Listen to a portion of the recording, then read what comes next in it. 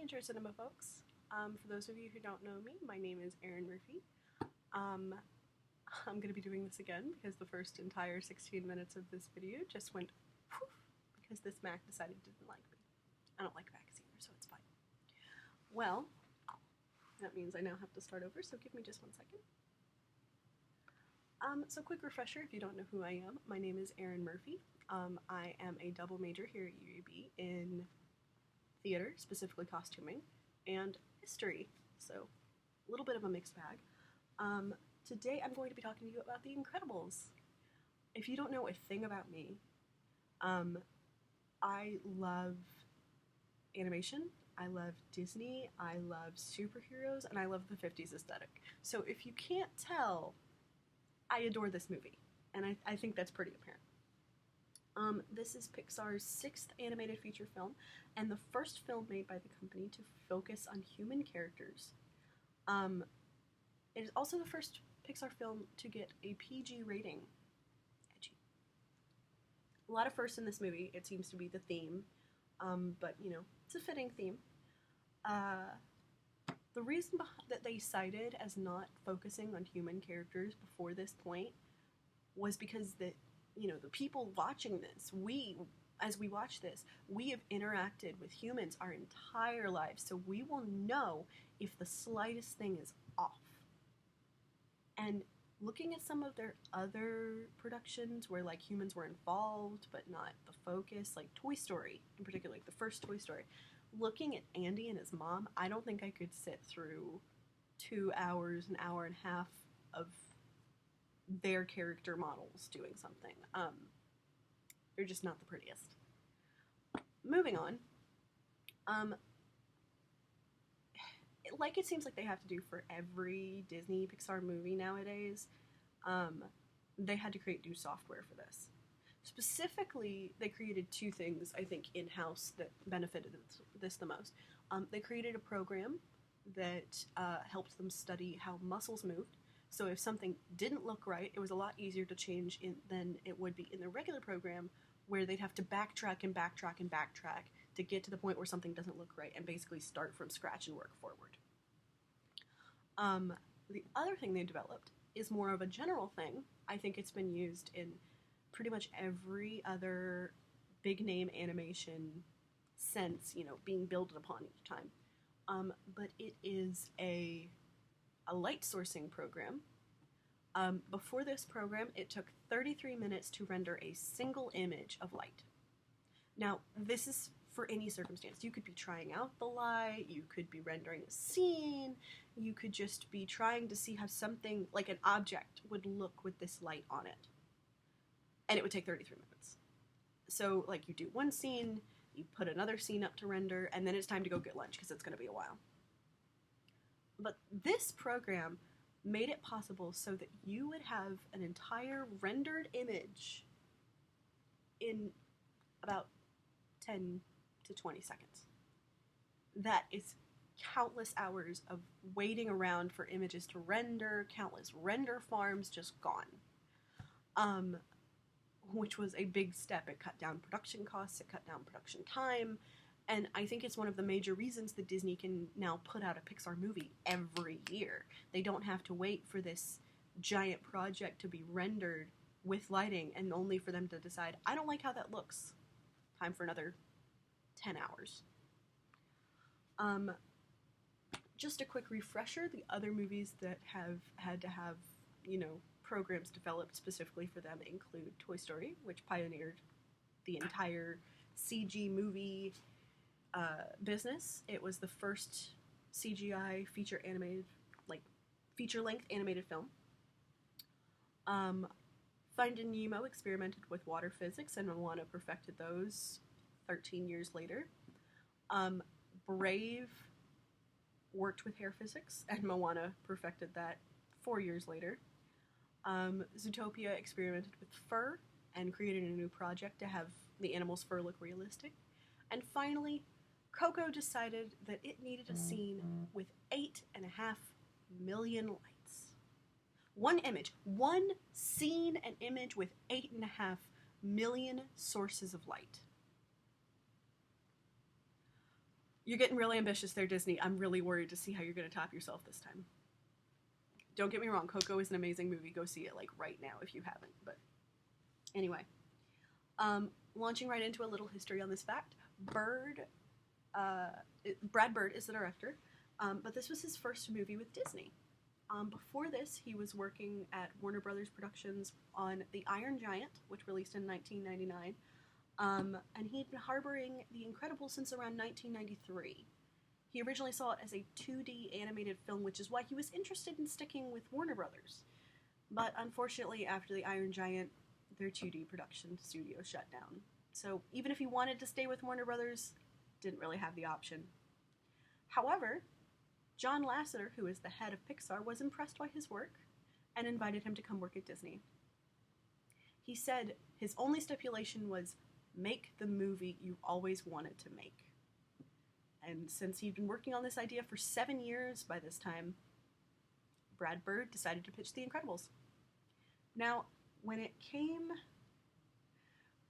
to it, and he pitched it to the execs, they weren't interested. They said it would take 10 years and a, quote, gazillion dollars. I wasn't aware that that was a word in an executive's language, but it is. However, John Lasseter covered for him. He said that this film would be worth it, that this film would do well, and, you know, he may have been a little biased because he and Bird were actually college students at Cal Arts together, but we got an awesome movie out of it, so who cares? However, The Incredibles only took about 4 years to make. It released on November 5th, 2004, to a budget of about $98 million.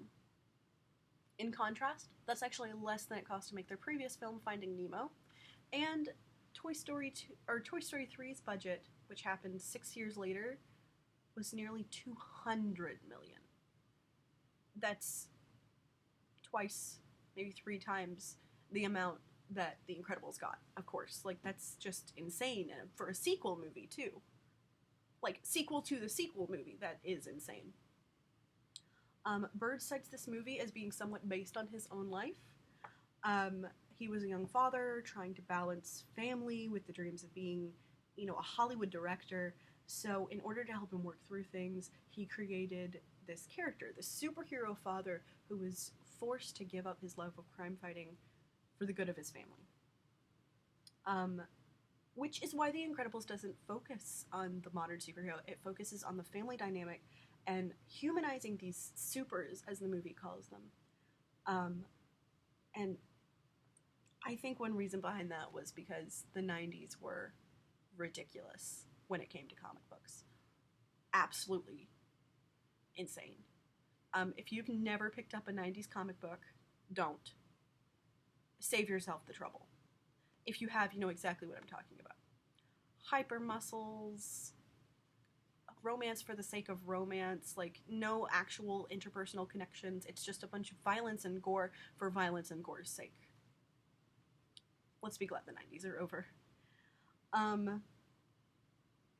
So, jumping right into the characters, however, the reasons behind their powers are actually, pretty clear. Bob Parr, or Mr. Incredible, as he's called in the film, has super strength because in the 50s and 60s, it was usually the fathers who were the patriarchs of the family and had to be strong through everything. Helen Parr, or Mrs. Incredible, or Elastigirl, can super stretch because, it's usually that wives and mothers are pulled in every direction. Violet, their oldest child, their only daughter. Her name is also a reference to ultraviolet light, by the way, which cannot be seen by the human eye. She can turn invisible and create force fields. Their middle son, Dash, can run up to speeds of 200 miles an hour, and Bird cites this as being because he's an average 10-year-old kid. He has boundless energy, and he could run forever if someone would let him. And finally, Jack, the baby of the family. He is a jack of all trades, and since he is a baby with unrealized potential, he can do anything. The voice cast is stellar in this film. We have Okay, I'm just going to go through and list off a couple facts as I go, because the production facts of this are very good. Bob Parr is played by Craig T. Nelson, who also worked on a project with Jason Lee later on, about 3 years later, called My Name is Earl, for a couple episodes. I watched that show as a kid. Probably shouldn't have been. For The Incredibles, it took him 2 years to record all of his dialogue. And to be fair, that is through multiple rewrites and, second takes, 10th takes, 20th takes, if something didn't look right. But still, 2 years for about 2 hours of a film. Probably less, because there are scenes without him in them. Just think about that for a second. I don't know if he had another project going on. He probably did, or what, but it was ridiculous. Helen Parr is played by Holly Hunter in her very first animated film. For the scene where she's flying the jet to Nomanisan Island. No man is an island. Hunter actually learned real pilot lingo so that she could understand the sense of urgency behind what she was saying. Since she was having issue portraying the emotion when they were just words, angels, flight level, all this kind of stuff, she didn't understand what that meant. So she learned real pilot lingo in order to give her that sense of depth that she was looking for. And we'll talk more about this a little bit later, but the words and the lingo that she has been given, or that she chose in particular, is very carefully chosen, because she uses things like angels, which is a military term, over flight level, which is a commercial and private term, hinting that Helen Parr was more than likely a military operative. Pretty cool. Also, her flight is India Golf Niner, or IG-99, Iron Giant, 1999. Violet Parr is played by Sarah Vowell. The crew first heard her voice on NPR's This American Life, and while she had been offered multiple voice acting roles prior to this, she turned them all down. This is her first animated film. Spencer Fox is Dash in his first acting role ever. However, he did go on to do some voice acting work for Disney Channel's Kim Possible, which was one of my favorite shows growing up. Redheaded protagonist, of course. For the scene where Dash was supposed to sound out of breath, he actually went and ran laps around the production studio in California heat. That, my friends, is dedication. I would never, ever subject myself to that. Not in a million years. Lucius Best, or Frozone, as he's known, is voiced by Samuel L. Jackson, because Bird wanted him to have the coolest voice. In reference to this, the scene where they're in the jewelry store and the cop is pointing a gun at him. I cannot believe there's a gun in a Disney movie. And the cop is pointing the gun at him is actually a direct reference to Samuel L. Jackson's character scene in Die Hard with a Vengeance, where they're doing almost the exact same thing.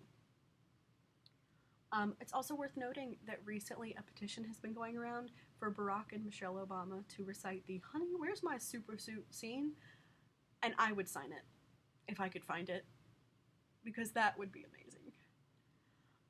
Jason Lee is Syndrome, aka Buddy Pines. He's the villain in this movie, and one of my favorite movie villains ever.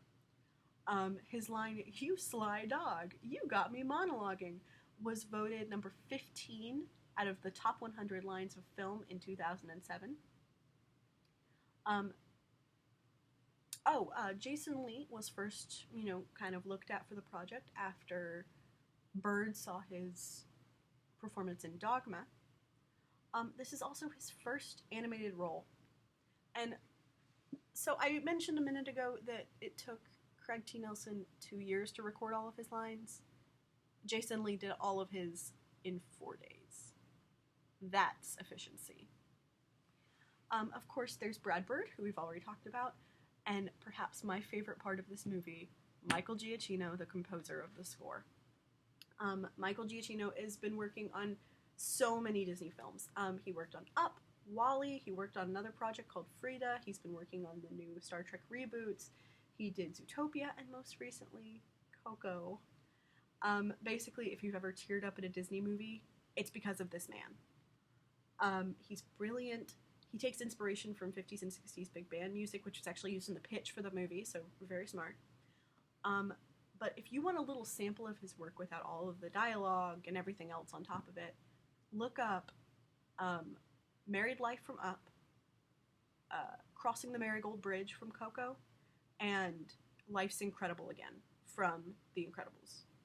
All of them are just so well made, and you can get so much emotion from just these notes. There's no words, there's nothing to it, there's no image, if you're just listening to the song, but there's so much behind it, and it honestly makes me tear up without fail almost every time.